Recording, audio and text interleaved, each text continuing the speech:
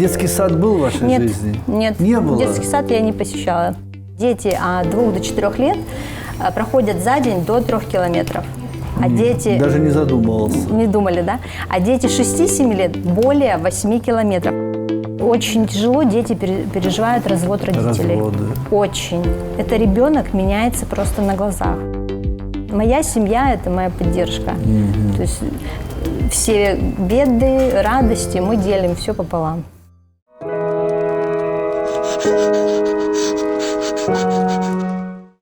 Зритель мой, здравствуй! Сегодня о самом главном и интересном.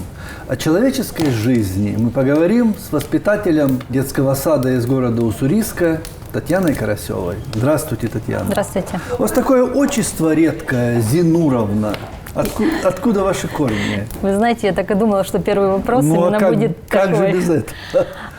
Отчество мне досталось от моего отца. Моего папу зовут Зинур Рафаилович, поэтому у меня такое отчество. Он сам родом из Кировской области, здесь служил и остался на постоянное место жительства. Женился на моей маме, родилась я. А кто папа по национальности? Татарин. Татарин, да? Да. Каким было ваше детство? Вы себя рано помните ребенком? В деревне. Мы Где? жили в маленькой деревне. Сейчас ее даже не существует уже на карте. Здесь, в Приморье? Да, Приморский край, Дальнереченский район, был такой поселок Дубки. То есть это было второе отделение 36-го военного совхоза. Родители работали в совхозе, да, военном. Папа был управляющий, мама домохозяйка. То есть занималась детьми, домом, хозяйством, огородом. У вас было сколько детей у родителей? 3. Вы Да. какая по счету? Я 3. Карасева Татьяна Зинуровна родилась в 1980 году в селе Лозо Дальнереченского городского округа Приморского края. В 1997 году закончила среднюю общеобразовательную школу номер 5 села Лозо. В 2000 году закончила Спасский педагогический колледж номер 3 по специальности учитель начальных классов. С 2000 по 2004 годы работала учителем математики в школе номер 13 города Дальнереченска Приморского края. С 2007 года по настоящее время воспитатель детского сада номер 39 города Уссурийска. В 2019 году присвоена высшая квалификационная категория. Татьяна Карасева в рамках курсов повышения квалификации проводит занятия для студентов ДВФУ, внедряет новые технологии в обучении и воспитании дошкольников, регулярно повышает педагогическое мастерство. Татьяна Карасева – призер региональных и муниципальных профессиональных конкурсов. В 2023 году стала победителем муниципального профессионального конкурса «Педагог года» в номинации «Воспитатель года» город Уссурийск. Замужем, 2 детей. Что такое жизнь в маленьком селе, где несколько домов? Скучно было? Скучно, потому что детей моего возраста не было. То есть были дети, которые приезжали к своим бабушкам, дедушкам на лето, да. Тогда у меня были возможности, было общение с детьми. Подружки какие-то, да, друзья были? подруги, друзья, да. А зима была долгая и скучная? Зима была очень долгая, переметала дорогу, было очень много снега, порой даже невозможно было добраться ни в школу. Школа находилась за 10 километров. Вот. Автобус возил? Был автобус, да. А потом уже, когда совхоз немножко начинал приходить в упадок, меня возил папа. То есть уже в последние 3 года меня возил в школу папа. А детский сад был в вашей жизни? Нет, не было? Детский сад я не посещала. Со мной была мама, старший брат, сестра. То есть они за мной приглядывали, если мама куда-то по делам уходила. А хотелось детский сад? Вот вы же, наверное, слышали, что есть детские сады, дети ходят в детский сад. Конечно, мне хотелось. Кто-то рассказывал, может быть. Там. Мне хотелось, да, но такой возможности, к сожалению, в деревне у нас не было. Детский сад я не посещала. Вы были послушная или с характером? Нет, очень послушная.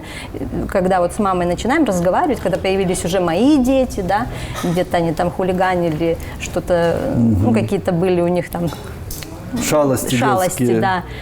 Мама всегда говорила: Таня, ты была спокойная, послушная, с тобой вообще не было проблем. И что Таню никогда не ругали и не наказывали? Нет, не ругали как и не так наказывали. детство прожить, чтобы ни разу не поддать? Мама, может быть, где-то и поддавала, но папа никогда не ругал, не наказывал. Папа девочек любит, дочек, папа конечно. очень хотел дочь.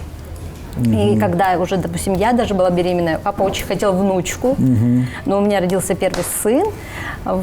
Вторая родилась дочь. Мы ее назвали так, как хотел мой папа. Как? Настя. Настя. Да, и когда И деду угодили. Да, и когда мне вот прям буквально недавно у меня дочь спрашивает: мама, а вы как-то хотели меня по-другому назвать? Я говорю: нет, Настя, тебе имя выбрал дедушка, поэтому даже, говорю, когда я ждала сына, он всегда говорил: без Насти не возвращайся. То есть он уже, говорю, тогда изначально хотел, чтобы была внучка, имя выбрал тебе, поэтому, говорю, у нас вариантов не было. Но девочка, которая дня не ходила в детский сад, выбирает своей судьбой, профессией дошкольную педагогику. Почему? Изначально поступала в медицинское училище, но, к сожалению, не поступила. И на тот момент, когда я поступала, это был 97 год, вступительные экзамены именно в Спасский педагогический колледж были в августе. Обычно как бы в июле, ну, наверное, так сложилась судьба. Там экзамены я сдала на отлично, поступила. Ну, выбрала именно школьное отделение, то есть я по образованию... Учитель начальных классов? Да, я учитель начальных классов.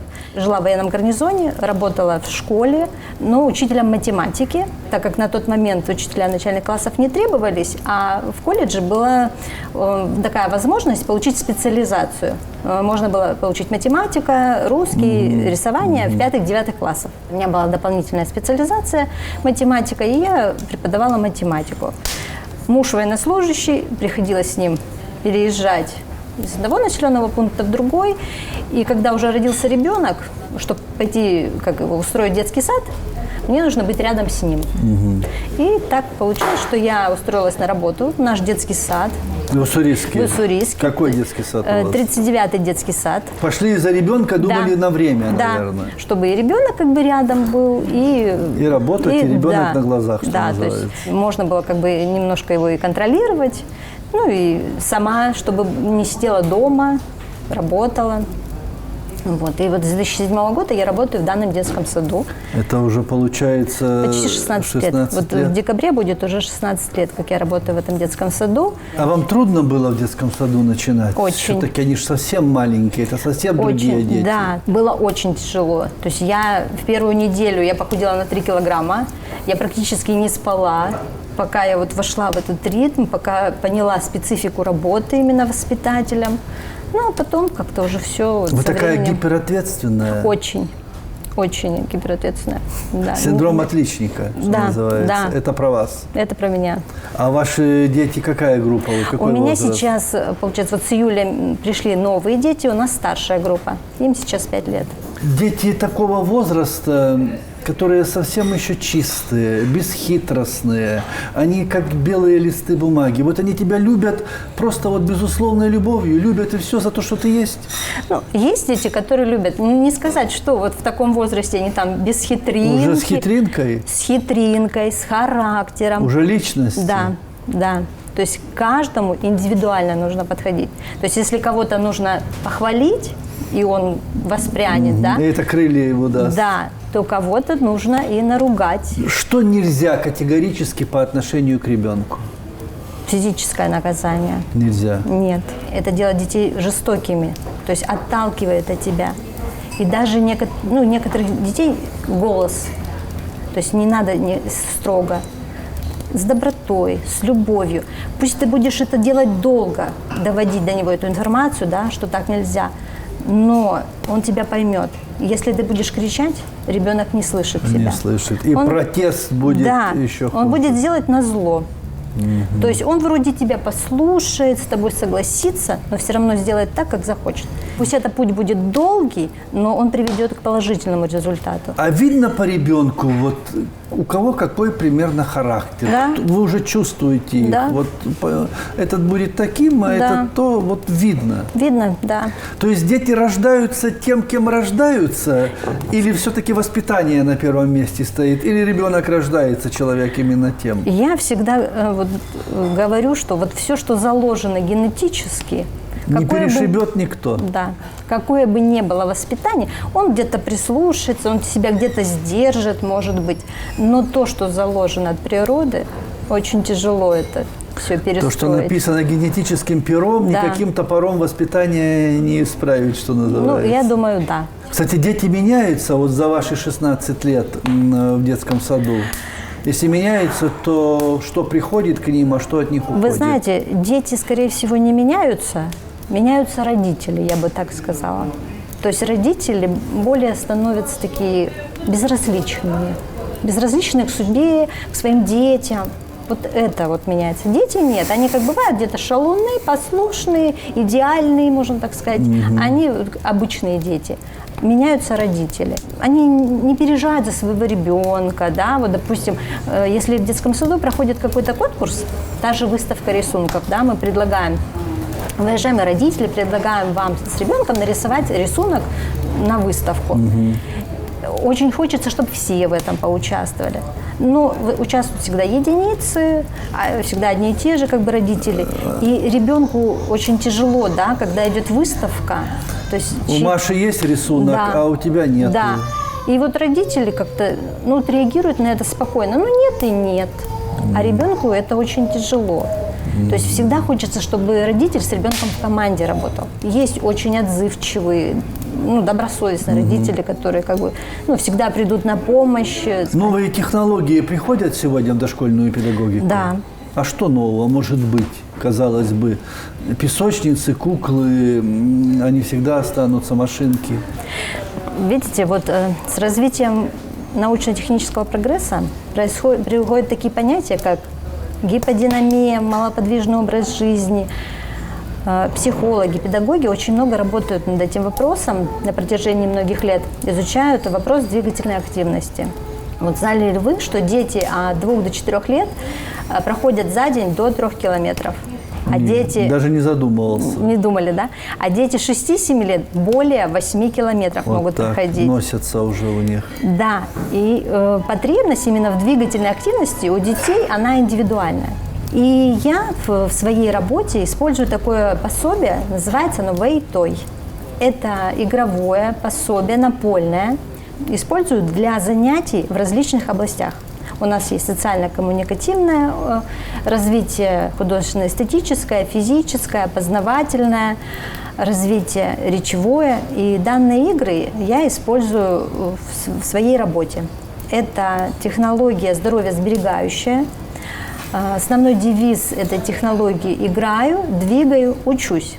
То есть ты и играешь, и при этом не сидишь за столом. Сидят они и так достаточно, и лепят, и рисуют, и раскрашивают, и настольные какие-то игры играют. А это именно все происходит в движении. Дети в восторге, это очень интересно, и я ее внедряю в свои Вы в этом году стали воспитателем года в городе Уссурийске, победили в конкурсе. Да. Трудный конкурс с точки зрения профессии? Да, очень сложный в плане, я очень долго к нему шла. То есть этот ежегодный конкурс, он ежегодный, и получается, то есть каждый год мне предлагали, но я просто чувствовала, что, не готова. А вот в этом году мне прям захотелось именно самой. И технология как бы была такая интересная, которая, нигде не применялась, она была необычной. И я решила попробовать свои возможности в данном конкурсе. Волновались? Очень волновалась, как сейчас, да. Но была очень поддержка именно коллег, старшего воспитателя, которая со мной прошла все этапы от начала до конца. То есть мы в течение вот этих 1,5 месяцев мы с ней жили как одна семья. То есть все только выходные. Этим и жили. Да, все выходные. То есть семья ушла на второй план благодаря помощи именно коллег. Все получилось. А помните, что вы чувствовали, когда объявили, что вы победили в этом конкурсе? Первые эмоции. Это было так неожиданно, но было настолько приятно, настолько это было волнительно, настолько гордость, счастье, что это получилось. Очень было приятно. Родные радовались за вас? Очень. Да. Моя семья – это моя поддержка. Что страшно не любят дети в детском саду, насколько я понимаю? Спать днем не любят или любят? Вы знаете, у нас проблемы как бы нет как таковой в детском саду. Вот именно в нашей группе нет. Конечно, бывают завтраки, да, где дети не любят молочную кашу. Не любят? Есть, да, есть, не любят. Но у нас такой младший воспитатель, он так это разрекламирует, что дети даже если не хочет, любят, а поест. Да, она придумывает какие-то названия. Там и у нас раньше были запеченные яблоки, царский десерт. И если ребенок скушал, ты ласточка. А им это, знаете, вроде бы ласточка, да? Но для них это прям гордо. Он И он скушал. скушает это яблоко за милую Да, душу. ласточка. Ты первый скушал, ты ласточка. Какая И молодец. детям это нравится. И вот я говорю, когда мы работаем все вместе в команде, воспитатель, младший воспитатель, дети, у нас все получается. Дневной сон сколько длится? 2 часа. 2 часа? Да. И вот прямо они спят, и Да. он нужен с точки зрения физиологии Да, он нужен. маленькому ребенку? Детям тяжело, потому что, я говорю, вот именно двигательная активность Еще у них вот. нервная система утомляется. у них. Да, потому что приходит сейчас очень много детей именно с ограниченными возможностями в здоровье. Ну, у нас такие в группе дети есть, и не только в нашей группе. И это им необходимо. У нас даже сейчас есть, вот уже несколько лет, как появился уголок уединения. Это у нас такая палаточка оборудована, и ребенок может там уединиться. Потому что дети, конечно, шумят, как бы ты их к дисциплине не приучал, но это дети. Да. Им нужно движение, шум и так далее. И дети могут там уединиться. Вот он посидел, отдохнул. И они бывают даже не именно в этом месте, а ищут себе место в группе где-то. То есть они вот захотят там посидеть. Говорят, что дети жестокий народ. Бывают Бывают? жестокие дети, да. Откуда эта жестокость в ребенке? Вы знаете, Он еще только жить начинает, а уже жестокий. Возможно, вот сейчас именно в наш век цифровизации родители очень мало проводят времени именно с детьми, вот как мы, да, не общаются, не проводят какие-то праздники, не посещают, не гуляют, не посещают какие-то мероприятия. Телефон. То есть дали ребенку телефон, он в этих мультиках, он смотрит все, что угодно. То есть приходят дети, они порой бывают не могут обычно общаться, а называют имена персонажей настолько четко и хорошо, и там как бы порой удивляешься, что ребенок смотрит не то, что ему положено в этом возрасте посмотреть. Бесконтрольно. Бесконтроль, вот это вот да. И именно вот эта жестокость, мне кажется, она оттуда идет. Из-за того, что нет контроля за тем, что смотрит ребенок. всё. Иногда ребенка надо наказать, иногда надо его поставить в какие-то рамки. Как это правильно сделать? Физическое наказание исключается. У нас так. Нашалил, нарушил какое-то право. Садишься на стульчик, у нас есть часы. Вот 5 минут.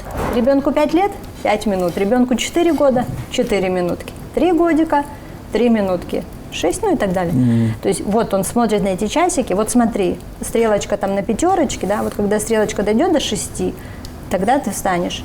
И это действенный метод. Это наказание с его гиперактивностью, Да, вот это сидеть посидеть, 5 минут неподвижно, да, еще, он... Но, понимаете, самое главное следить за часиками, за стрелочкой. Одна же стрелочка идет быстро, она вроде уже прошла, ой, Татьяна Зиновьевна, она уже прошла. Нет, не эта стрелочка, другая. Пытаются хитрить иногда. Да, бывает, там еще не дойдет где-то стрелочка. Уже это... Ой, все, уже 6. Нет, смотри, там еще минутка. Сколько возраст ваших детей какой? Старшему сыну 21 год, дочери взрослый 14. парень. Да, уже не контролирую. Уже нет. Уже есть кому контролировать. Уже есть, да? Он живет у меня в Санкт-Петербурге, учится в университете, он от меня уже далеко. Но и чем ваш очень мальчик занимается там? Прикладная информатика. Да. Понятно. IT, вот эти технологии. А вы хорошая дочка? Дочка, да.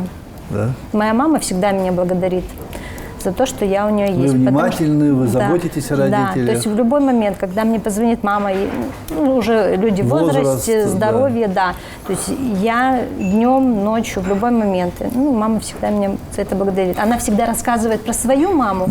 И когда она говорит, когда моя мама умирала, она сказала: Валя, большое спасибо за то, что ты у меня есть, что ты была рядом. Ну, и как бы я жду, стараюсь сделать так же, чтобы моя мама... Быть похожей на нее. Да, чтобы моя мама также думала об этом. Вы полюбили Уссурийск? Он стал вашим городом? Люблю этот город, да. Я уже в Уссурийске с 2006 года живу. Я уже привыкла, я люблю. Это спокойный город, зеленый, чистый. Ваш муж чем занимается? Мой муж, он работает в строительной компании. Он инженер строительного контроля. Понятно. Он был военнослужащий, потом попал, получается, под сокращение. И сейчас он также в этой специальности, но уже гражданский. Татьяна, у вас была в детстве влюбленность? Да, была. Помните, как того мальчишку звали? Сергей. Сергей. В школе была, да. Школьная? Да. Она была безответная и безответная? Да. Страдали. Страдала. А дети Так. делятся с вами какими-то своими переживаниями, Делятся. чувствами? Может, и в семье проблемы, и он Да. приходит, рассказывает чего-то там, Да. что там мама, Вот, папа, то-то, то-то. Я вот за это как бы себя, может быть, как сказать, хвалю, люблю, что мои дети именно со мной делятся. То есть я для них как друг. То есть они поделятся, расскажут о своих проблемах, попросят какого-то совета. Может быть, не прислушаются, но поделятся. Вот это меня как бы и успокаивает, что если вдруг у моих детей будет какая-то проблема, то они А поделятся ваши со мной. воспитанники могут поделиться чем-то, Да. сказать там, Да. Татьяна Зинуровна, вот то-то, то-то там у Очень меня». тяжело дети переживают развод родителей. Разводы. Очень. Это ребенок меняется просто на глазах. Вы даже не представляете. То есть это был идеальный ребенок, Вот был который один ребенок и слушался. стал другим. Да, то есть никогда, допустим, там родители обычно вечером приходят, ну как там мой Сережа или как там моя Маша, все идеально, все хорошо. А в один момент родители приходят, вы знаете, мы сегодня с вашей Машей или с вашим Сережей просто не могли справиться. Он бил детей, он обзывался, он говорил ругательные слова, он не слушался. То есть вот это Кусок очень тяжело. агрессии. Да, они рассказывают о том, что, о чем говорили родители, как плакала мама, или что говорил папа, и какие обидные слова они в этот момент. Они даже думают, что дети это не слышат. Дети слышат и видят все. И потом это очень тяжело, они это переживают. А как себя надо вести? Как-то утешить, постараться? Утешить. И никогда не предать ребенка, Да, чтобы не это был рассказать. как швейцарский банк. Да, Все это чтобы было. это был твой секрет.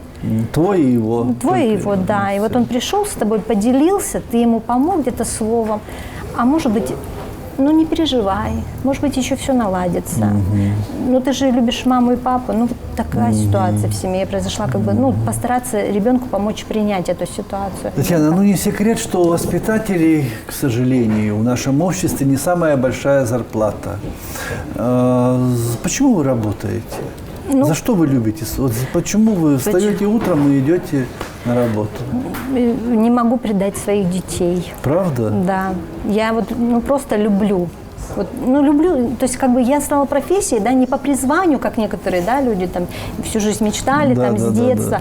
У меня так получилось, как бы не по необходимости, да. Но я нисколько не жалею, что я именно воспитатель. Потому что, когда ты приходишь, и тебя дети называют мамой, Даже так? да, и даже те дети, которые именно, вот я говорю, с ограниченными возможностями здоровья, которые не любят ни телесный контакт, не любят диалог, они тебя обнимают, называют мамой. Вот для меня это, я не знаю... Выше зарплаты, наверное, да. даже в какой-то То есть я степени. только ради этого, возможно, прихожу, что я ему приношу пользу. Блиц-вопросы. Любимое время года? Лето, Любимый цвет?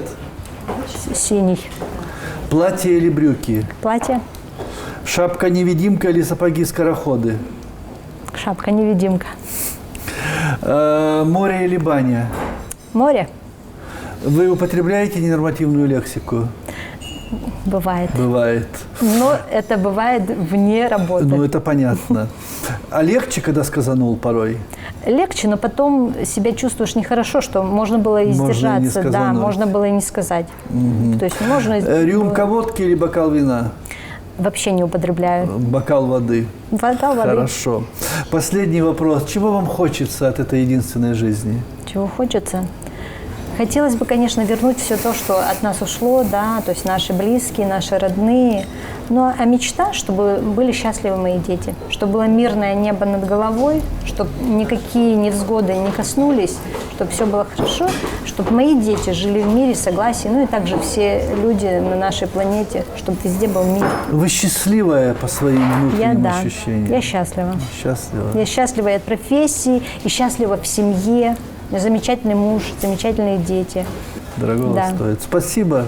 Замечательно поговорили. Вот и совсем не страшно было, а вы Ну да, волновались. очень. Спасибо. Это была счастливая женщина Татьяна Карасева. Мы говорили о самом главном и интересном, о человеческой жизни. Всем добра и здоровья, берегите себя и живите, пожалуйста, долго. До свидания.